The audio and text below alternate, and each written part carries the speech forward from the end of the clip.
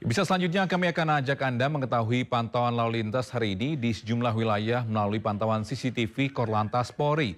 Dan kita akan bergabung dengan Brigadir Treslinda di studio NTMC Polri. Brigadir Treslinda, bagaimana pantauan arus lalu lintas di sejumlah titik di wilayah Indonesia melalui pantauan CCTV? Silakan. Ya baik, terima kasih Togi dan pemirsa, saya akan mengajak Anda melihat kondisi arus lalu lintas terkini melalui pantauan CCTV Korlantas Polri di sejumlah titik Ibu Kota DKI Jakarta. Kita mulai dari kawasan yang pertama, JPO Kuningan, Jakarta Selatan, di mana pada siang hari ini arus lalu lintas di tol dalam kota yaitu Mampang yang akan mengarah ke Pancoran sudah terlihat adanya peningkatan volume kendaraan, namun di arah sebaliknya masih dalam keadaan ramai lancar. Harap para pengendara untuk selalu menjaga batas kecepatan maksimum kendaraan Anda. Kita tinggalkan JPO Kuningan, Jakarta Selatan, selanjutnya kita bergeser ke Simpang Cempaka Putih, Coca-Cola, Jakarta Timur. Arus lalu lintas area Cempaka Putih akan mengarah ke Pulau Gadung. Saat ini mengalami antrian di belakang traffic light sepanjang 200 meter. Selepas traffic light, kendaraan dapat melaju dengan kecepatan normal. Berbeda di arah sebaliknya dalam keadaan relatif lancar. Pemirsa, selanjutnya kita pantau dari Bundaran Pondok Indah, Jakarta Selatan. Arus lalu lintas dari arah Lebak Bulus yang akan mengarah ke Blok M saat ini dalam keadaan ramai cenderung tersendat di antrian traffic light. Di arah sebaliknya Lebak Bulus yang akan mengarah ke Fatmawati dalam keadaan ramai lancar. Dan yang terakhir pemirsa, kita pantau dari Pospol Pondok Gede Timur Jakarta, di mana pada siang hari ini arus lalu lintas dari arah Cikampek yang akan mengarah ke Jakarta terlihat dalam keadaan relatif lancar. Di arah sebaliknya Jakarta yang akan mengarah ke Cikampek juga dalam keadaan relatif lancar. Kami harapkan bagi Anda untuk selalu mengutamakan keselamatan dalam berkendara, tentunya jaga jarak aman kendaraan Anda dengan kendaraan lain. Kemudian bagi Anda yang menggunakan jalan tol, tentunya kami harapkan tidak dapat menggunakan bahu jalan sebagai jalur Anda. Bahu jalan diperuntukkan bagi kendaraan darurat saja. Bagi Anda yang akan mengupdate informasi-informasi seputar arus lalu lintas terkini, kami siap melayani Anda di 1500669 ataupun melalui SMS center kami di 9119. Togi, kembali ke Anda di studio, silakan. Baik, terima kasih Brigadir Treslinda atas laporannya langsung dari studio NTMC Polri. Selamat bertugas kembali dan salam presisi. Pemirsa, Presiden Prabowo Subianto hari ini memulai lawatan perdananya ke sejumlah negara. Dalam lawatan perdana ini, Prabowo dijadwalkan akan mengunjungi sejumlah negara, diantaranya China, Amerika Serikat, dan Inggris. Dan pemirsa, informasi ini sekaligus mengakhiri Sindo siang hari ini. Mewakili kerabat kerja yang bertugas, saya Togi Sangga pamit undur diri. Terima kasih dan sampai jumpa.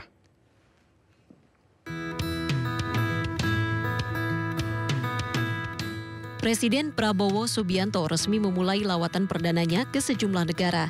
Prabowo meninggalkan Indonesia melalui landasan udara Halim Perdana Kusuma Jumat pagi. Dalam lawatan perdananya ini, Prabowo dijadwalkan akan mengunjungi sejumlah negara, di antaranya China, Amerika Serikat, dan Inggris. Presiden Prabowo juga akan menghadiri acara KTT APEC di Peru, G20 di Brasil, dan KTT G7 di Kanada. Ini saya kira menunjukkan bahwa Indonesia sangat dihormati dan Indonesia dirasakan perlu untuk diundang dan diadakan pertemuan-pertemuan bilateral dan multilateral membicarakan masalah-masalah yang sangat penting bagi keadaan tidak hanya ekonomi tapi di suasana geopolitik saat ini yang penuh ketegangan. Saya kira peranan Indonesia, sikap Indonesia sangat ditunggu oleh banyak pihak. Rencananya Prabowo akan berada di luar negeri selama 16 hari ke depan. Selama berada di luar negeri, tampuk kepemimpinan RI dipegang oleh Wakil Presiden Gibran Rakabuming Raka. Presiden Prabowo juga sudah memberikan instruksi kepada Wapres dan Kabinet Merah Putih selama dirinya berada di luar negeri.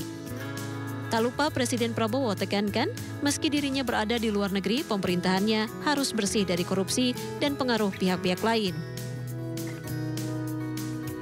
Kembali bersama kami di Sindo Siang, pemirsa, wacana diadakannya kembali ujian nasional menjadi perbincangan hangat di masyarakat. Menteri Pendidikan Dasar dan Menengah Abdul Muti ini menyatakan bahwa pemerintah masih mengumpulkan aspirasi dari berbagai pihak sebelum memutuskan kebijakan yang akan diambil.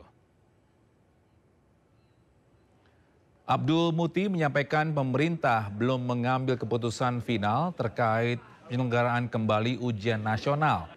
Saat ini pihaknya sedang mendengarkan masukan dari masyarakat serta berbagai pemangku kepentingan pendidikan untuk mempertimbangkan langkah terbaik dalam menyusun kebijakan.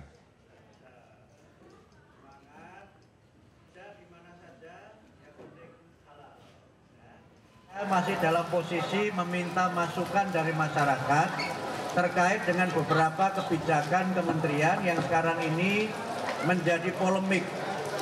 Selain persoalan ujian nasional, zonasi, dan juga persoalan yang berkaitan kesejahteraan guru, kami sekali lagi mengharapkan masukan dari berbagai kalangan yang pada waktunya nanti menjadi referensi bagi kami di kementerian untuk mengambil kebijakan. Karena itu, melalui teman-teman media juga kami mengharapkan ada masukan-masukan itu. Bahkan kalau boleh saya menyampaikan sekarang, nanti juga kami akan ada pertemuan khusus dengan para pemimpin redaksi, media cetak, media elektronik, dan juga media sosial untuk memberikan masukan kepada kami berdasarkan pantauan